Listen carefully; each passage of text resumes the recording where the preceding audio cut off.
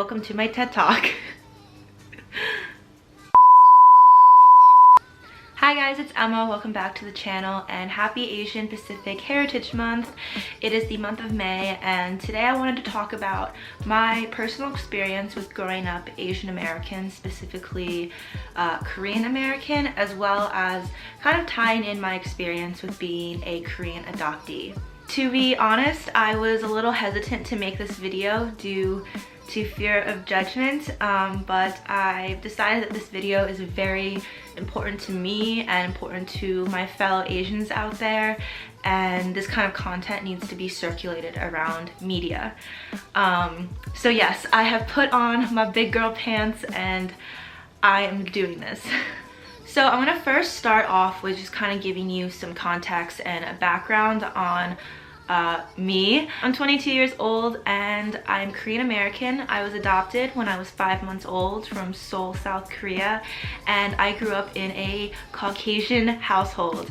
My parents are white and I have two older brothers who are biologically related to my parents, thus they are Caucasian.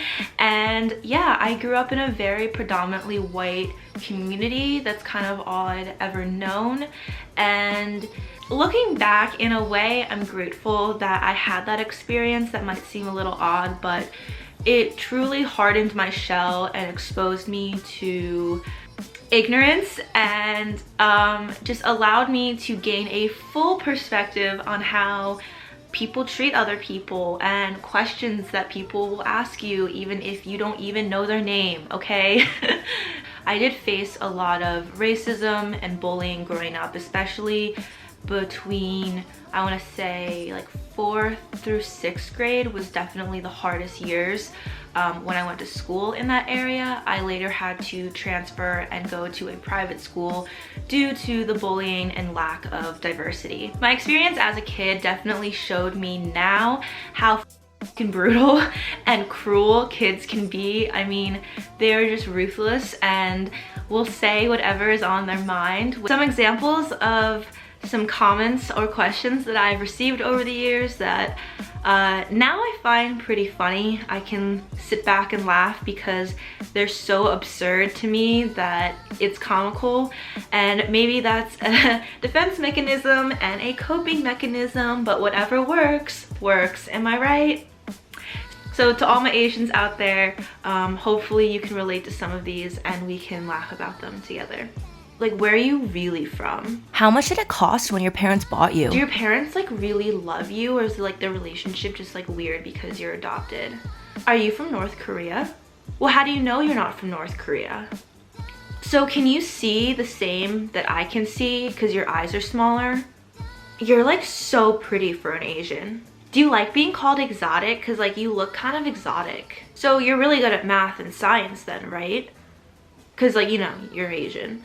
I clearly knew and understood that I was different and that I was adopted. There was never some sort of breakthrough moment when my parents had to sit me down and tell me that I was not biologically related to them. No, that was pretty evident in my physical appearance, and it's just something that I always knew. When I found myself feeling the most insecure about how I looked, it was around 5th, 6th grade, which is peak timing for puberty, and when there's just a lot of other things on your mind and other struggles you have to go through. That is when I really started to despise my physical appearance. I hated my eye shape. I hated my skin color.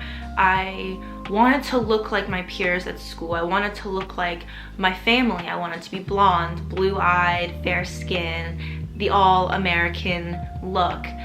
And it didn't help that other kids were also constantly commenting and questioning that. I would come home crying a lot, wanting to dye my hair blonde. I wanted blue eyes, and when I discovered what monolid surgery was, oh my god, I would not shut up about that to my mom for probably 2 months straight.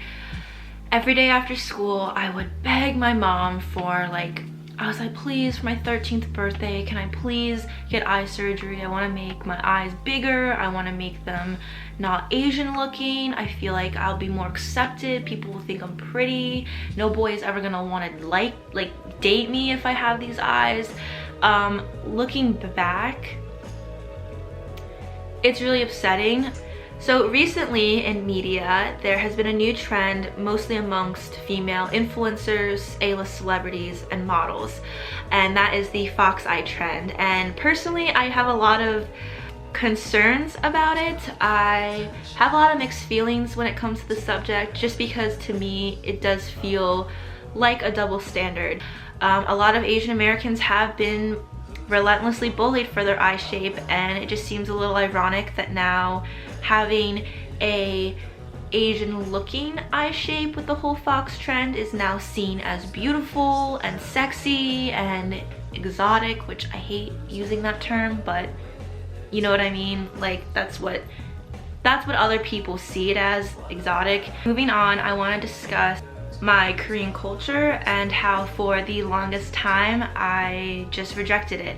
I didn't want anything to do with it. I didn't want to be associated with it. I hated when people brought up that I was Korean or brought up anything relating to Korean culture and how I was part of that. And my reasoning was that over the years, when I did encounter Asian families or Asian people, a lot of them would make really harsh comments. Asian kids saying, oh, you're so whitewashed, or, you know, why don't you like anime, or why don't you like the food we eat? Decided at a pretty young age, okay, if these Asian people who I've encountered won't accept me or don't like what I'm doing or how my parents are raising me, then why should I accept them?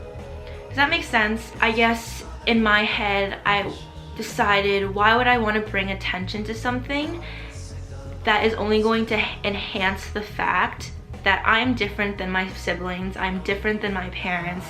Why would I want to attract that kind of attention? So therefore, that's why I rejected a lot of Asian culture or a lot of Asian related opportunities growing up, because I just so badly wanted to assimilate and blend in. I'm not necessarily proud on how I handled certain situations.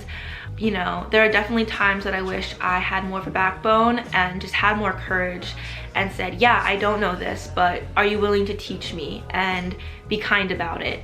Or, yeah, I never had that, but I'm willing to try it, and if I don't like it the first time, that's okay. It might take time because I'm not accustomed to this. Growing up, my parents had always given me the option of attending Korean adoptee events or just Asian cultural events. They always offered me if I wanted to learn Korean.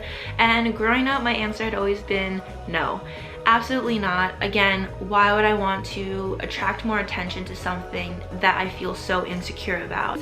And now that I'm 22 years old, I am in such a stronger headspace and I'm just overall more confident that I feel prepared and ready to try new things. I want to learn Korean. I want to travel to Asia more and embrace the culture that is in front of me. In a way, yes, I'm upset that I had not realized that sooner, but also, can you really expect a 13-year-old to take on all of that at once on top of, you know, school and puberty and everything else that happens in life? I think it just truly takes time, and I think that would be my advice to anyone younger who is watching this, whether you're adopted, whether you're an Asian American, whoever you are. It's going to take time. It's not going to happen overnight. You're not going to wake up and like every single aspect about yourself or your culture. There's a lot of kinks to work out, and there's going to be people who come into your life who might make you feel worse, and then there's people who are going to come into your life who are just going to make you feel so loved and open so many doors for you. So for instance, my friend Leslie has been a true help in so many aspects. She was my first Asian friend in college who never bat an eye if I didn't know something relating to Asian culture. There's so many times when I had to have her explain things to me in depth because I just had no context to the situation or did not know what she was talking about, and she never once made fun of me or poked fun at how naive I was. She just explained it to me in a very patient and calm manner, and it opened a lot of doors for me. And Leslie, if you're watching this, I am like, even though we don't share like the same experiences necessarily, you've always just been such a good listener and someone that I can confide in comfortably without any judgment or any shame. And it's kind of funny because I didn't realize until meeting you how much I needed that in my life. Ultimately, everyone needs a Leslie in their life. Everyone just needs a friend that can relate to them, you know? You can share the same struggles, you can laugh about the same idiotic things that white people have to say to us in our faces. So having her in my life and having those kinds of friendships, and since meeting Leslie, I have met so many other Asian Americans at college and have really broadened my horizons, and it has really impacted my life immensely. And I think that's one of the best things that has happened to me since going to college, is that I have really discovered who I am and have met so many other people. Yeah, let's move on to the next subject because I feel like I've been very sappy for the past 5 minutes. I know that I don't look Korean, and it's not just because of how I do my makeup, my hair, and how I dress.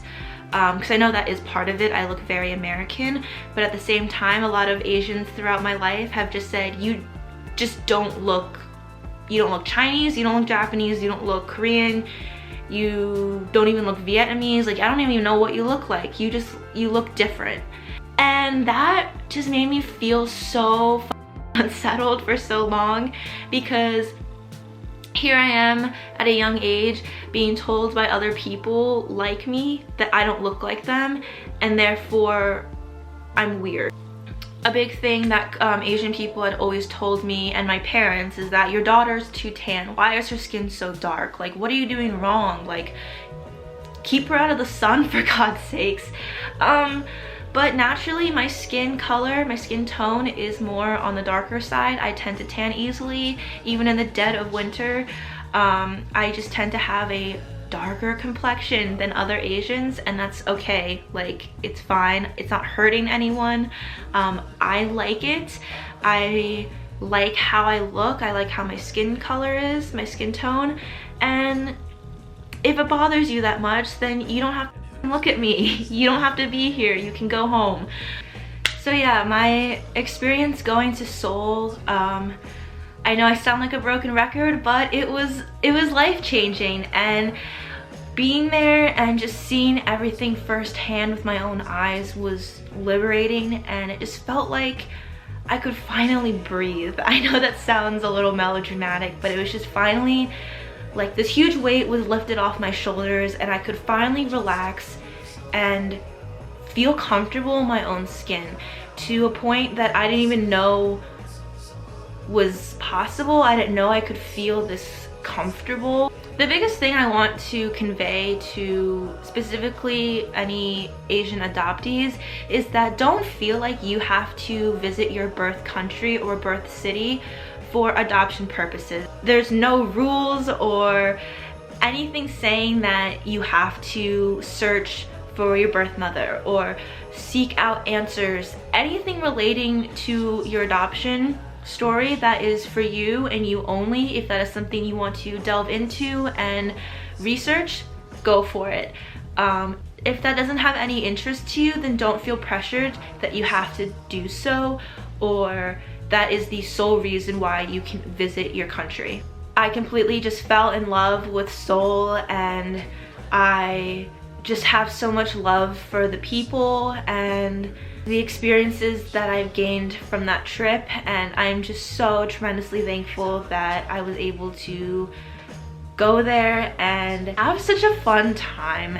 I even got a tattoo on my right shoulder of my Korean birth name. My Korean birth name is Hyomi, or Kim Hyomi, and I finally am not ashamed of my birth name anymore, so much so that I got it tattooed on myself. If you are in a similar situation like I was, or you're struggling to find confidence or people like you, it will come with patience, with time, and in the meantime, thankfully, there's something called the internet. And honestly, there's just been so many more Asian representation on YouTube and different social media platforms that it's so much easier to get a glimpse of Asian communities and a sense of a community compared to when I was in middle school. So definitely use that to your advantage. I just want to say that I am just so grateful for how much recognition Korean culture specifically has been given in recent years. Especially, I feel like in the past 2 years, we have just been killing it with media, whether it comes to music or films. I just feel like we're finally being respected and viewed as creative and interesting people, and we have a lot to contribute. My favorite part of Parasite winning was that one interviewer asking the director, oh, why would you make a movie with English subtitles? Yeah, we're still learning. It's okay, we'll get there. No worries. No worries. It just makes me so happy now that enjoying Asian related things such as anime or K-pop, whatever it may be, is now not seen as this like weird niche thing to like. I know that even in high school, which was only 4 years ago for me, if you liked anime or were into K-pop, you were seen as like weird or nerdy. A lot of Asian Americans are aware of the xenophobia that has been going around due to COVID-19, and I just want to say, whether you are a person of color or you're not watching this, please know that race, ethnicity, religion has nothing to do with what's going on. It's a disease, and we should be referring to it as its scientific name. It is nothing else but COVID-19 or coronavirus. It is not Chinese virus. It is not, you know, the Asian flu. I know that we can do better, and if we can't come around and be there for each other during times like this, when are we ever going to come around and be there for each other at all? This is affecting literally everyone, so please just be mindful and have respect and be safe too. So on that note, don't ingest bleach, and let's try and prove to our president that we can call it by its scientific name, COVID-19. I really hope that this video was somehow helpful or maybe gave you a new perspective on things. Yeah, I have rambled far too long and I will get going, but I really appreciate you watching this video. It was very important for me to film this, and I just want you to know that you are loved and you are valid. I hope that you guys take care of yourselves and are doing well, and I'll see you in my next video. Bye.